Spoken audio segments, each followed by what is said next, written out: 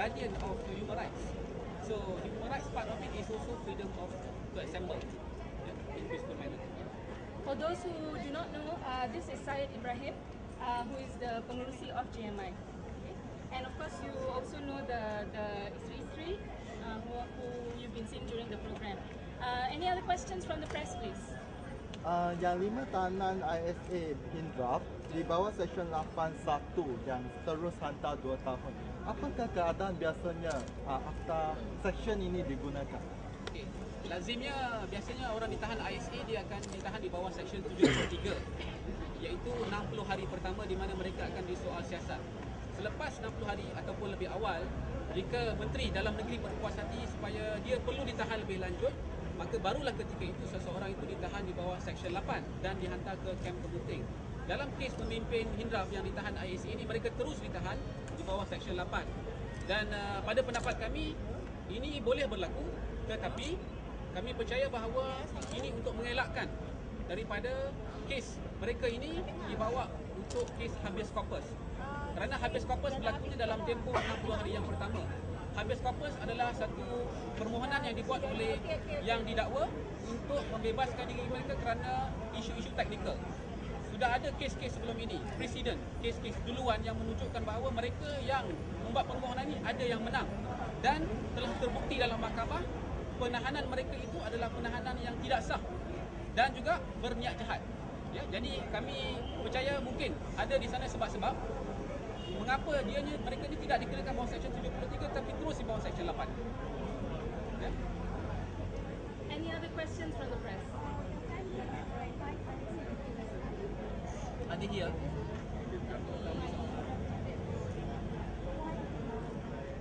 Actually, okay, I have the experience of being the Janice family and now still. Normally on the first week of the detention, the trauma is too hard and it's very hard for them to go out to meet the public. So actually we have in contact with some of them, but unfortunately they couldn't make it today. But we have a contact with them. We met some of the supporters and the family members to them, and they promised that inshallah there will be other programs coming and they will join the program later. Yeah. But I think you also need to know the families were also in Kemuting. Yeah, actually they went to Kemuting yesterday. Actually, I went there, but couldn't make it. Inshallah, I will go to Kemuting tomorrow to see my husband as well and to ask what is the latest news about the funding from there inside. Pardon? Maybe because some of them, because yesterday they had some sort of like just standing outside of the camp to, you know, to show off their feeling, their grievances over the detention. I think we had an emergency meeting before this. Some of the family friends came, and we are in contact with the family friends who are in contact with the families. And I think there's some reasons for why they're not actually being able to turn up. Maybe Puan Aliza can share with you some of her own experience when her husband was actually detained. Tadi sebenarnya dalam memorandum tu kami lampirkan senarai gangguan Tuan SB kepada isteri tahanan ISA yang kami dah hantar pada Suahkam tahun 2005 kan. Jadi antaranya bila suami kena tahan ISA je, ke mana isteri tu pergi akan ada orang yang ikut, akan ada orang ambil gambar supaya isteri tu takut, supaya tidak dapat keluar lagi, tidak dapat bercakap dengan orang ramai, tidak cakap dengan wartawan untuk memberitahu keadaan mereka. Jadi inilah taktik-taktik jahat SB yang menjadi ejen-ejen ISA ni yang sebenarnya melanggar hak asasi, melanggar sebenarnya kebebasan kepada isteri tu. Bila suami saya kena tahan ISA, bila saya keluar, orang tunggu, orang ambil gambar, dia halang saya. Tapi oleh kerana saya tak peduli dengan mereka, saya teruskan juga kempen. Jadi mungkin kami dapat berita bahawa isteri-isteri 5 pemimpin Hindraf pun sedang diekori, takut-takut harassment kepada mereka. Jadi ini adalah satu tradisi tindakan SB terhadap keluarga tanah ISA. Jadi dalam memorandum kami tadi, kami telah senaraikan sebenarnya apa yang mereka buat. Dan inilah satu kekejaman yang tak dapat kami katakanlah. Macam Puan Ulaila, rumah kena pecah, kereta kena pecah, BBA Kori, macam-macam. Telefon. Saya 1 bulan, saya rasa ramai isi-isi tanah ISA berbulan-bulan. Ada orang menelefon kami, bila kami angkat telefon, tak ada orang jawab. Kemudian kami letak telefon, ada orang angkat, ada orang telefon lagi. Macam tu. Tengok betapa seksanya hidup kami. Boleh tanyalah isi tanah ISA. Pengalaman tu boleh kata standard lah ada. Jadi inilah satu yang kita nak sangat supaya ISA ni amat disalahgunakan kuasakan kerana undang-undang tu asalnya memang salah.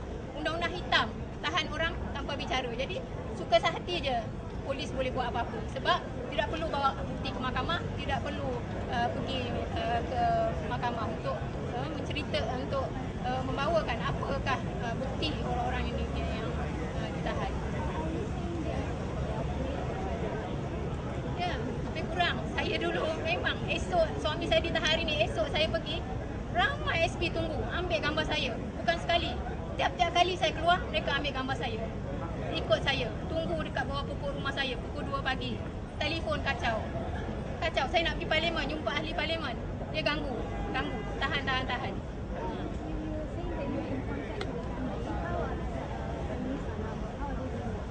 Kita tak dapat berita sebabnya mereka kan baru tu. Jadi kita masih dalam usaha untuk mendapat kontak mereka. Dan Satu kita lagi ya, trauma jadi isteri tahanan ni masih teruk. Kita tak tahu siapa yang kita nak kenal. Dan kami sedang berusaha untuk memperkenalkan diri kami sebagai PSK, orang yang boleh dipercayai, kerana kita susah nak tahu mana satu SB, mana satu bukan SB, mana satu nak tolong, mana satu NGO. Dan ini adalah satu kriteria yang sangat berat pada keluarga tanah SA. And semua bermula daripada SB dan juga Menteri Dalam Negeri. Are there any more questions, please? Mungkin lepas ni boleh hubungi Suara ataupun website sendiri JMI untuk mengetahui lah, sebab insyaAllah kami memang sentiasa online untuk kontak dengan keluarga tahanan. Jadi yang pasti. Mahkamah, we expect them to play the role that they're supposed to. They have the responsibility to safeguard human rights. And I think as mentioned, we would like them to widen the scope, not just in terms of ISA itself, but essentially the rights of the women and the children themselves. Actually, they are in a more precarious situation because they don't have the husband with them. At the same time, they have to bear the responsibility of, bringing up the children. So I think it is a worst case for them.